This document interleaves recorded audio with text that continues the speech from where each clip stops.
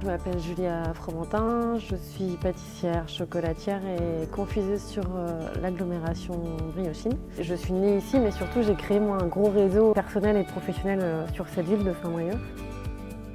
J'avais une grand-mère qui cuisinait beaucoup, qui faisait ses confitures, ses galettes, un grand-père qui faisait son cidre et c'est vrai qu'ils m'ont un peu donné le goût de l'artisanat et vraiment du faire soi-même, du faire maison.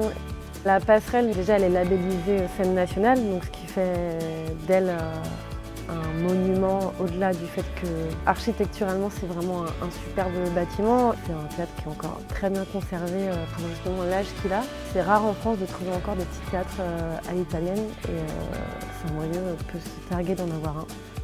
Ça implique donc une programmation à l'année en théâtre, musique et danse qui est à la fois pointue mais qui se veut aussi très ouverte. Sur le festival ici, par exemple, qui essaye de drainer un public plus large, différent, et des propositions aussi et des esthétiques un peu plus larges.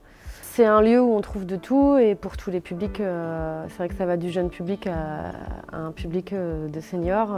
Il y a du théâtre, il y a de la danse, il y a de la musique. Devant la passerelle aussi, il y a effectivement cette place de la Poste, qui vit quand même aussi tous les mercredis et tous les samedis grâce au marché. Moi j'ai fait le marché pendant plusieurs années pour me faire connaître aussi le samedi matin. Et il y a aussi tout ce côté rock and talk tous les ans sur cette place-là. Chaque chef donc déménage un peu ses cuisines, en ce qui me concerne mon labo de pâtisserie, pour distribuer donc repas et desserts pendant ces 3 jours-là de festival, puisque ça a lieu pendant le festival Art Rock. Et c'est vrai que c'est toujours un moment de fête et aussi un moment, moi et pour mes amis ou familles qui peuvent m'accompagner sur cet événement-là, à la fois de pression, de stress, mais aussi vraiment une effervescence qui est très très chouette. C'est une grande fierté de faire partie de ce collectif-là. Et aussi de toujours faire à mon image, c'est-à-dire des produits locaux, de saison et raisonner le plus possible.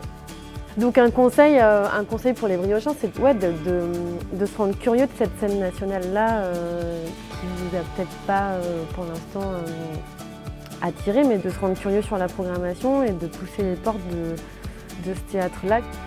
Pour moi, le côté ambassadeur, on n'est pas seul. Si on est ambassadeur, on est ambassadeur avec quelqu'un, pour quelqu'un.